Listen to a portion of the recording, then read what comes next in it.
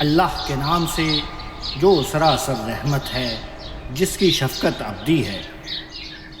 یہ سورہ الف لام میم ہے۔ کیا لوگوں نے گمان کر رکھا ہے کہ محض یہ کہنے پر چھوڑ دیے جائیں گے کہ ہم ایمان لائے اور انہیں آزمایا نہ جائے گا؟ واقعہ یہ ہے کہ ہم نے ان سب لوگوں کو آزمایا ہے جو ان سے پہلے گزرے ہیں، سو اللہ ان لوگوں کو ضرور جانے گا جو سچے ہیں، اور جھوٹوں کو بھی جان کر رہے گا۔ اور کیا جو ان کے ساتھ برائیاں کر رہے ہیں انہوں نے سمجھ لیا ہے کہ ہمارے قابو سے باہر ہو جائیں گے؟ ان پر افسوس، بہت ہی برا فیصلہ ہے جو وہ کر رہے ہیں۔ اس میں شبہ نہیں کہ اس وقت ہجوم مصائب ہے، لیکن جو خدا سے ملنے کی امید رکھتا ہو اسے مطمئن رہنا چاہیے، اس لیے کہ جزا و سزا کے لیے خدا کا ٹھہرایا ہوا وقت ضرور آنے والا ہے، اور خدا سمیع و علیم ہے۔ اسے معلوم ہونا چاہیے جو ہمارے لیے محنت اٹھاتے ہیں تو وہ اپنے ہی بھلے کے لیے محنت اٹھاتے ہیں، اس لیے کہ اللہ تو دنیا والوں سے بے نیاز ہے۔ اور جو لوگ ایمان پر قائم رہے اور انہوں نے نیک عمل کیے ہیں، وہ یقین رکھیں کہ ان کی برائیاں ہم ضرور ان سے دور کریں گے، اور ان کے عمل کا انہیں بہترین بدلہ عطا فرمائیں گے۔ خدا سے بڑھ کر کسی کا حق نہیں ہے۔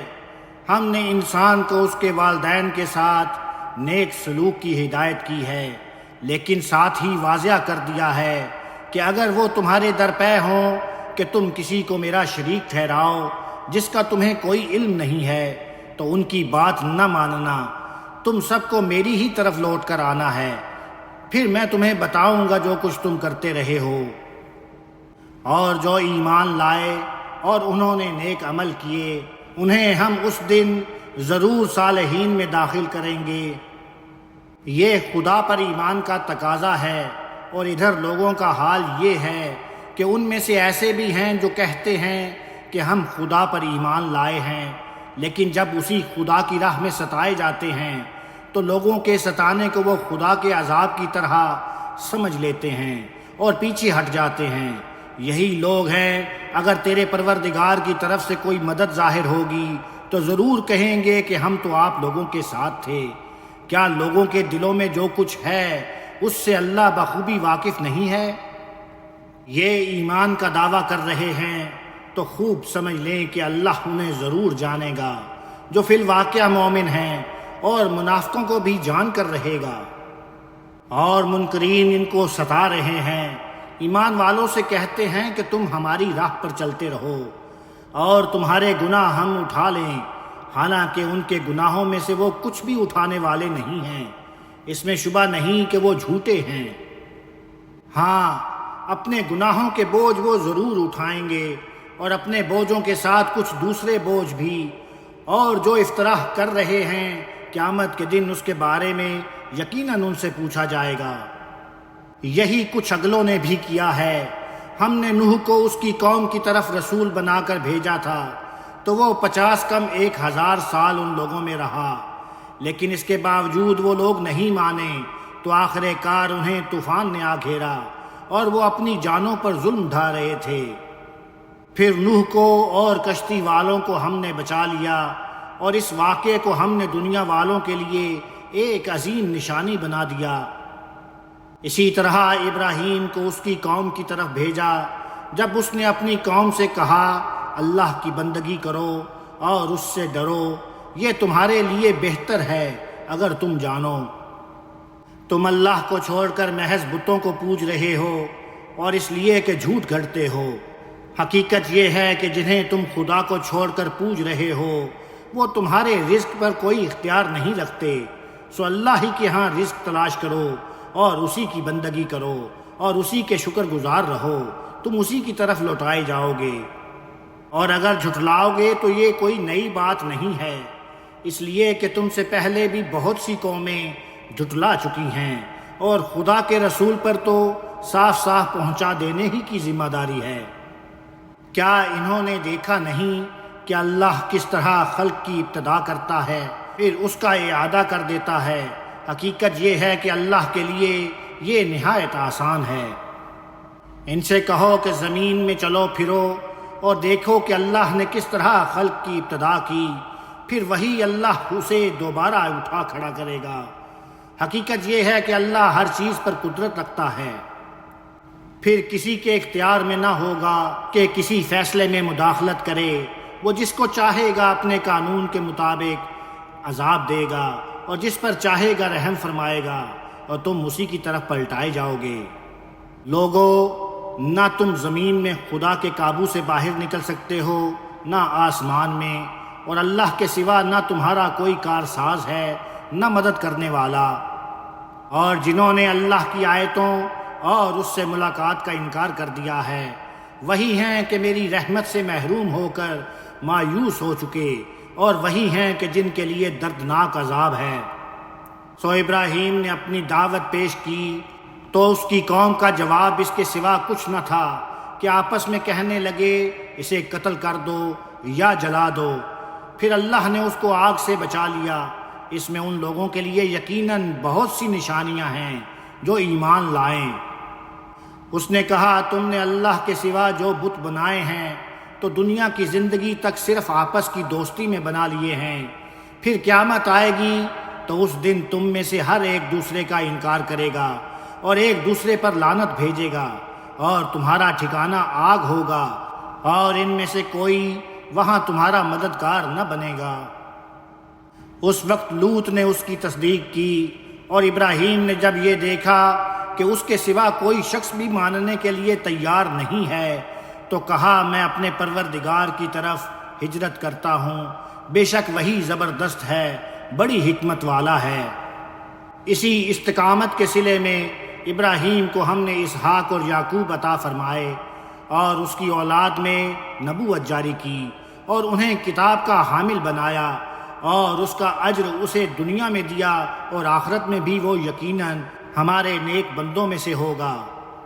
اسی طرح لوط کو رسول بنا کر بھیجا جب اس نے اپنی قوم سے کہا کہ تم لوگ کھلی بدکاری کے مرتکب ہوتے ہو، تم سے پہلے دنیا کی کسی قوم نے اس ڈھٹائی کے ساتھ اور اس طرح قومی حیثیت میں اس کا ارتکاب نہیں کیا۔ کیا تم مردوں کے پاس جاتے ہو اور فطرت کی راہ مارتے ہو اور اپنی مجلسوں میں اعلانیہ اس برائی کا ارتکاب کرتے ہو؟ اس پر اس کی قوم کا جواب اس کے سوا کچھ نہ تھا کہ انہوں نے کہا، اگر تم سچے ہو تو ہم پر اللہ کا عذاب لے آؤ۔ لوط نے دعا کی، میرے پروردگار، ان مفسد لوگوں کے مقابلے میں میری مدد فرما۔ اور اس کی یہ دعا اس طرح قبول ہوئی کہ ہمارے فرستادے جب ابراہیم کے پاس خوشخبری لے کر آئے تو انہوں نے اسے بتایا کہ ہم اس بستی کے لوگوں کو ہلاک کرنے والے ہیں، اس لیے کہ اس کے لوگ ظالم ہو چکے ہیں۔ ابراہیم نے کہا، اس میں تو لوط بھی ہے۔ انہوں نے جواب دیا، اس میں جو لوگ بھی ہیں انہیں ہم خوب جانتے ہیں، آپ مطمئن رہیے، ہم لوط کو اور اس کے سب گھر والوں کو ضرور بچا لیں گے، اس کی بیوی کے سوا، وہ البتہ پیچھے رہ جانے والوں میں سے ہوگی۔ اور جب یہ ہوا کہ ہمارے فرستادے لوط کے پاس پہنچے تو ان کے آنے سے وہ سخت پریشان اور تنگ دل ہوا۔ اس کی پریشانی دیکھ کر انہوں نے تسلی دی کہ نہ اندیشہ کرو، نہ رنجیدہ ہو، تمہاری بیوی کے سوا ہم تمہیں اور تمہارے سب گھر والوں کو بچا لیں گے، وہ پیچھے رہ جانے والوں میں سے ہے۔ اس بستی کے لوگوں پر ہم ان کی نافرمانیوں کی پاداش میں آسمان سے عذاب اتارنے والے ہیں۔ پیش کے لوگوں، اس کی ایک واضح نشانی ہم نے ان لوگوں کے لیے باقی رکھی ہے جو عقل سے کام لیں۔ اور مدین والوں کی طرف ہم نے ان کے بھائی شعیب کو بھیجا۔ پھر اس نے دعوت دی کہ میری قوم کے لوگوں، اللہ کی بندگی کرو اور روز آخرت کے منتظر رہو اور زمین میں فساد برپا نہ کرو۔ پھر انہوں نے اسے جھٹلا دیا تو آخر کار ایک زلزلے نے انہیں آ پکڑا، پھر وہ اپنے گھروں میں اوندھے پڑے رہ گئے۔ عاد اور سمود کو بھی ہم نے اسی طرح ہلاک کر دیا۔ ان کی بستیوں کے آثار بھی تم پر کھلے ہوئے ہیں۔ ان کے اعمال شیطان نے ان کے لیے خوشنما بنا دیے اور انہیں راہ راست سے روک دیا، حالانکہ وہ بڑے ہی ہوشیار لوگ تھے۔ اور قارون اور فرعون اور حامان کو بھی ہلاک کر دیا۔ موسیٰ ان کے پاس کھلی کھلی نشانیاں لے کر آ گیا تھا، تاہم انہوں نے بھی زمین میں گھمنڈ کیا اور وہ بھی ہم سے کہیں بھاگ کر نہیں جا سکے۔ اور ان میں سے ہر ایک کو ہم نے اس کے گناہ کی پاداش میں پکڑا۔ پھر ان میں سے کوئی تھا کہ اس پر ہم نے پتھراؤ کرنے والی ہوا بھیج دی، اور کوئی تھا کہ اس کو کڑک نے آ لیا، اور ان میں سے کوئی تھا کہ اسے ہم نے زمین میں دھنسا دیا، اور کوئی تھا کہ اس کو ہم نے غرق کر دیا۔ حقیقت یہ ہے کہ اللہ ان پر ظلم کرنے والا نہیں تھا، بلکہ وہ خود اپنی جانوں پر ظلم ڈھانے والے تھے۔ اللہ کے سوا جن لوگوں نے دوسرے کارساز بنا لیے ہیں، ان کی مثال ایسے ہی ہے جیسے مکڑی نے ایک گھر بنایا، اور کوئی شبہ نہیں کہ سب گھروں سے بودا گھر مکڑی کا گھر ہی ہوتا ہے۔ اے کاش یہ لوگ جانتے۔ اللہ کے سوا جن چیزوں کو یہ پکارتے ہیں، حقیقت یہ ہے کہ اللہ انہیں اچھی طرح جانتا ہے، اور وہ زبردست ہے، بڑی حکمت والا ہے۔ یہ مثالیں ہم لوگوں کی فہمائش کے لیے بیان کرتے ہیں، مگر ان کو وہی سمجھتے ہیں جو علم والے ہیں۔ زمین اور آسمانوں کو خدا نے برحق پیدا کیا ہے، اس میں یقیناً بہت بڑی نشانی ہے ان کے لیے جو ماننے والے ہوں۔ یہ دھیان نہیں دے رہے تو ان کی پرواہ نہ کرو اے پیغمبر، اور اس کتاب کو پڑھتے رہو جو تمہاری طرف وحی کی گئی ہے، اور نماز کا اہتمام رکھو۔ کچھ شک نہیں کہ نماز بے حیائی اور برائی سے روکتی ہے، یہ اللہ کی یاد ہے، اور حقیقت یہ ہے کہ اللہ کی یاد بڑی چیز ہے۔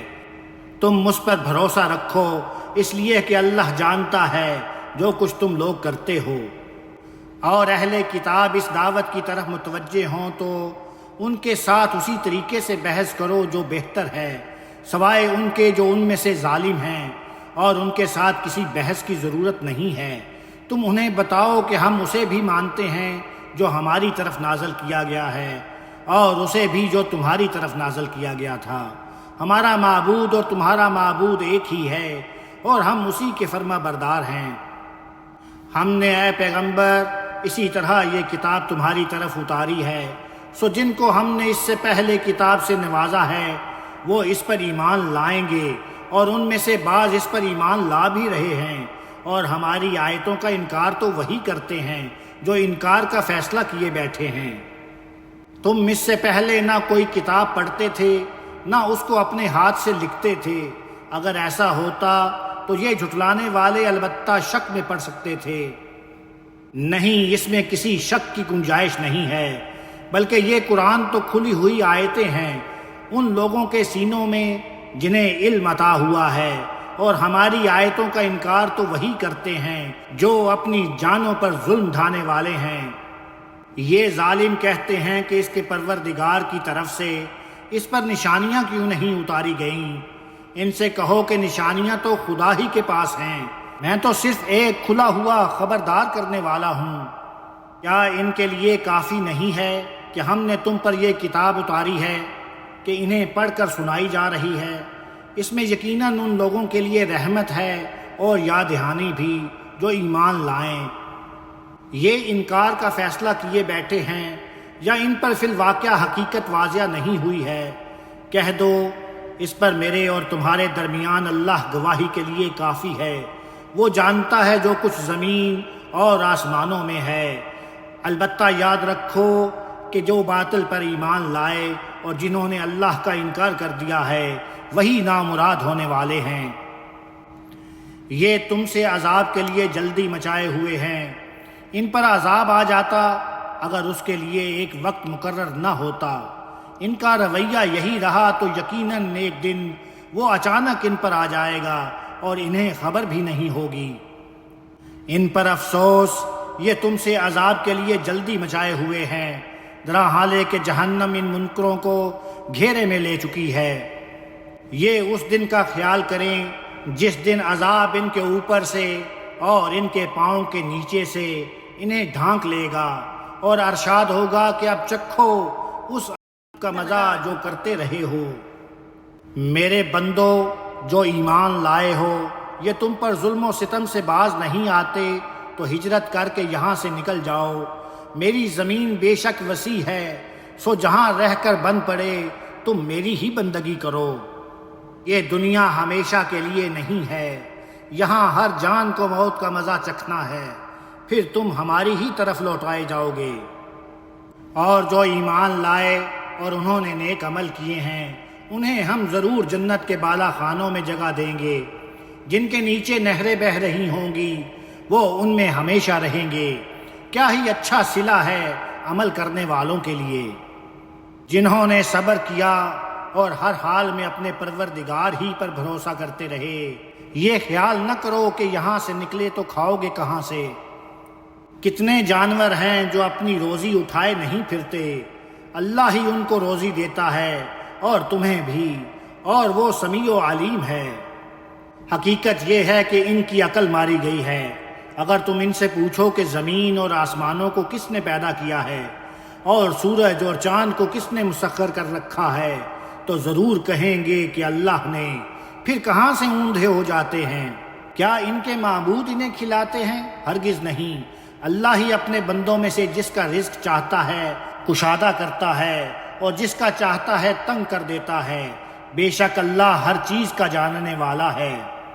اور اگر تم ان سے پوچھو کہ آسمان سے کس نے پانی برسایا، پھر اس سے زمین کو اس کے مردہ ہو چکنے کے بعد زندہ کر دیا، تو ضرور کہیں گے کہ اللہ نے۔ کہو شکر کا سزاوار بھی اللہ ہے، لیکن ان میں سے اکثر سمجھتے نہیں ہیں۔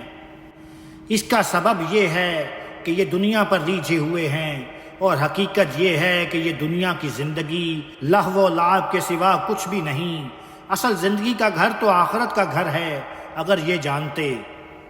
پھر یہی لوگ ہیں کہ گویا وہ مسافر ہیں کہ جب کشتی میں سوار ہوتے ہیں اور وہ طوفان میں گر جاتی ہے تو اپنی اطاعت کو اللہ کے لیے خاص کر کے اس کو پکارتے ہیں۔ پھر جب اللہ نجات دے کر انہیں خشکی کی طرف لے جاتا ہے تو نجات پاتے ہی شرک کرنے لگتے ہیں کہ ہم نے جو نعمت ان کو بخشی ہے اس کی ناشکری کریں اور دنیا کی اس زندگی سے چند دن اور بہرہ مند ہو لیں۔ اس کا انجام کیا ہے اب آگے جان لیں گے۔ کیا انہوں نے دیکھا نہیں کہ ہم نے ایک مامون حرم بنایا جس میں یہ چین کی زندگی بسر کر رہے ہیں، دراحالے کہ ان کے گرد و پیش لوگ اچک لیے جاتے ہیں۔ کیا پھر بھی باطل ہی کو مانتے ہیں اور اللہ کی اس نعمت کی ناشکری کرتے ہیں؟ اس سے بڑھ کر ظالم کون ہوگا جو اللہ پر جھوٹ باندھے یا حق کو جھٹلائے جبکہ وہ اس کے پاس آ چکا ہے۔ کیا ایسے منکروں کا ٹھکانہ جہنم میں نہیں ہے؟ تم میرے بندوں کو بشارت دو اے پیغمبر کہ جو لوگ ہماری راہ میں مشقتیں جھیل رہے ہیں ان پر ہم اپنی راہیں ضرور کھولیں گے، اور کچھ شک نہیں کہ اللہ ان کے ساتھ ہے جو خوبی سے عمل کرنے والے ہیں۔ استغفر اللہ ربی واتوب علیہ، استغفر اللہ ربی واتوب علیہ، استغفر اللہ ربی واتوب علیہ۔ الحمد للہ رب العالمین، آمین یا رب العالمین۔